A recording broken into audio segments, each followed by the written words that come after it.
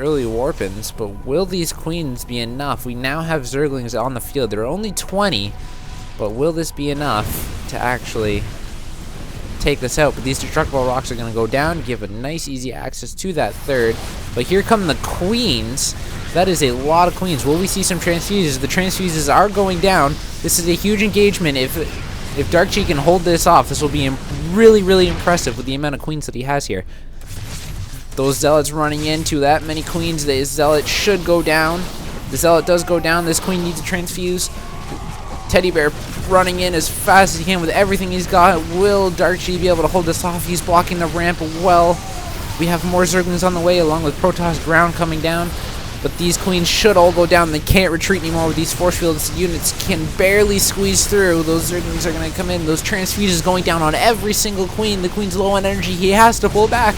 Teddybear needs to pull back or warp in more units as fast as he can. Those 3 other bases are now down.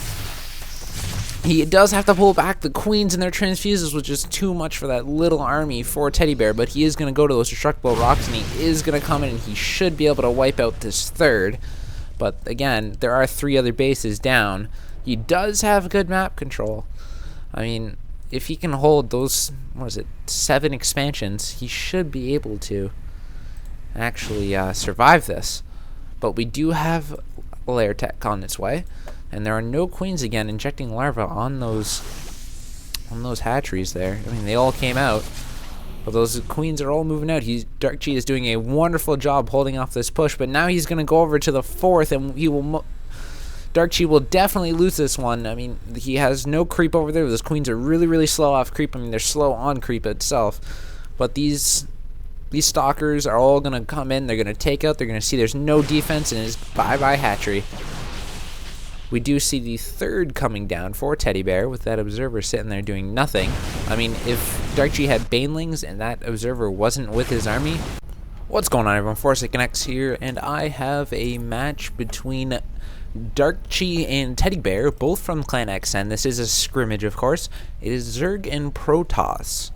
Teddybear spawning in the 2 o'clock position as the green Protoss, and she's spawning in the 8 o'clock position as the red Zerg. Now, I believe darkchi is a Masters or Diamond. I'm not sure. I can't remember from the last time I saw him. And Teddybear, I really have no idea, but I'm assuming the fact that he's going up against darkchi that he is around that same level.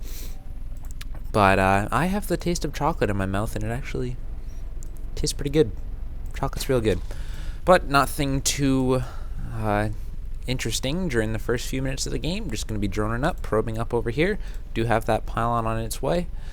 And we are going to have this probe scouting in the different, well, not the right position. This overlord's going to go and he's going to run into the probe.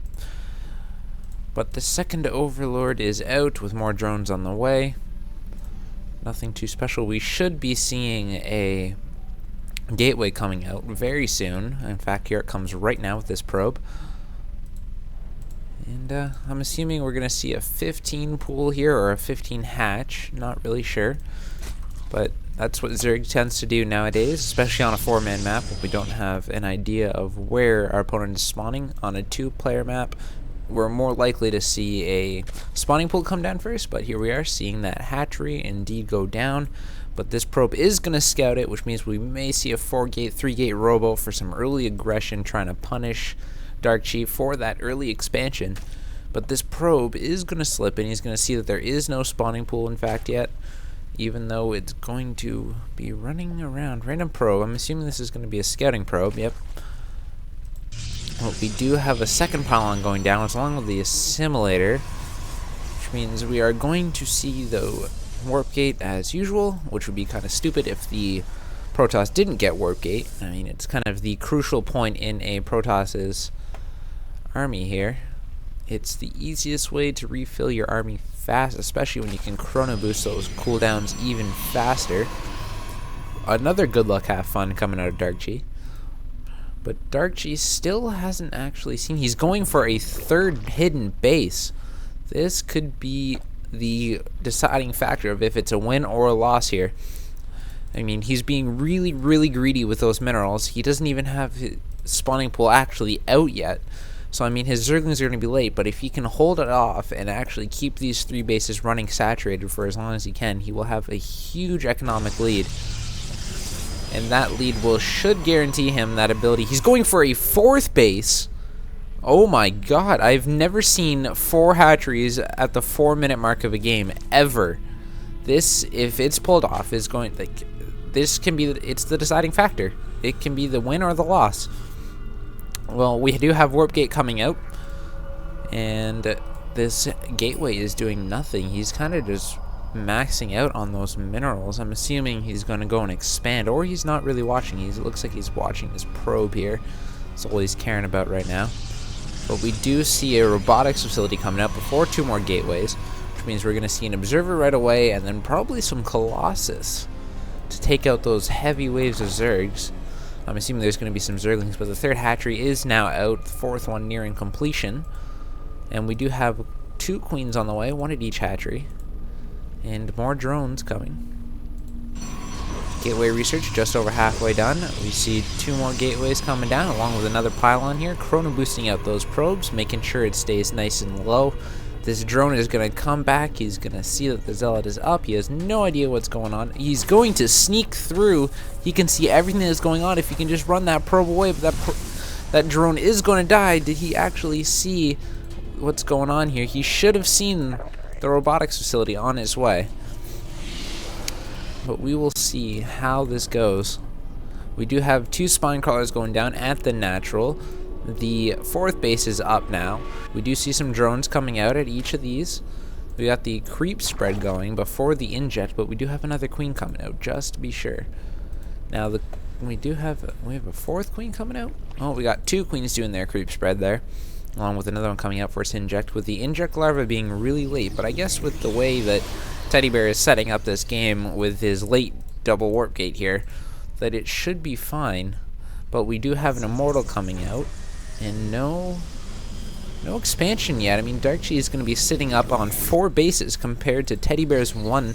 I mean, the economy here is going to be absolutely ridiculous. I mean, even now it's just about a 200 mineral lead, but darkchi has no gas yet, and he's getting evolution chambers. But without gas, you can't actually buy those upgrades. All those upgrades require gas. But he does have spore crawlers coming down, going for that, just to take out that observer, which will be good. But I mean, he should see these 4 hatcheries here. But these queens have seen it. Although he's gonna scout the 3rd, will he scout the 4th?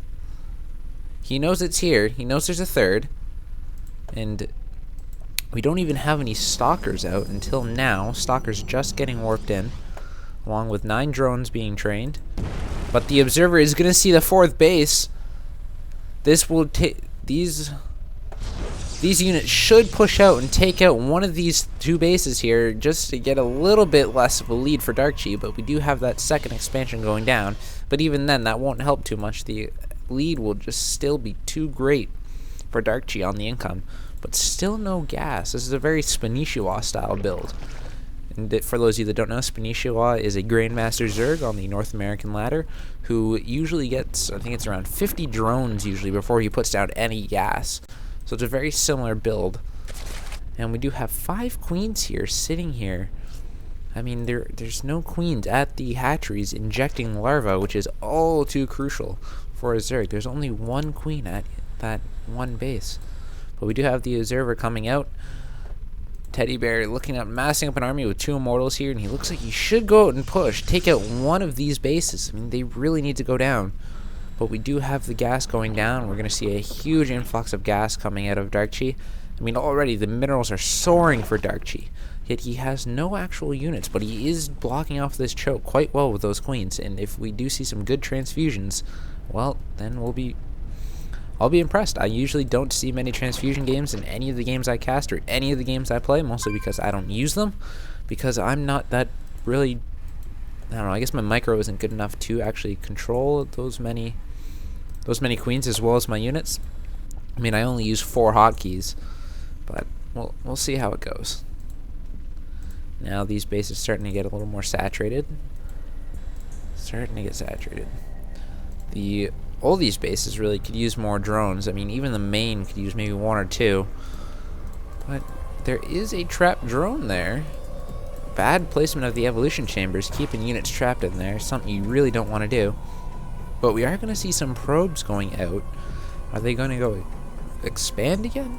I mean, we are going to see an expansion, 2 expansions, 3 expansions, 3 other expansions. He is getting really greedy, and still no actual attacking units. Just 13 queens here, while TeddyBear has 7 zealots, 3 immortals, and 8 stalkers, along with 4 sentries for those 4 shields and guardian shields. Although we do have 4 gateways now on the field for TeddyBear, along with more immortals coming out, and we do see a pylon going at the gold, ready to go for that push, and those Baneling landmines could just take them all out.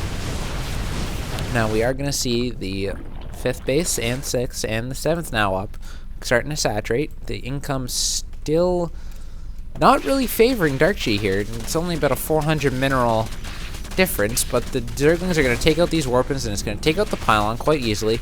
These units aren't going to be able to come in quick enough. The pylon does go down. Those zealots don't get a chance to finish. These zerglings are all going to be taken out. But I mean, these queens here are going to block the choke once again, and if those transfuses go off, there is enough energy to hold off for quite a while. We can get quite the hold off again. I mean, it's an amazing battle. Now we do have an Ultralisk den coming down now that the hive tech is out, and then metabolic boost coming along with zerg melee and ground level 2 on its way out. Now we do have extended thermal lance on its way for TeddyBear, along with those colossi, and those colossi are going to play a crucial role if they get that upgrade off from that distance.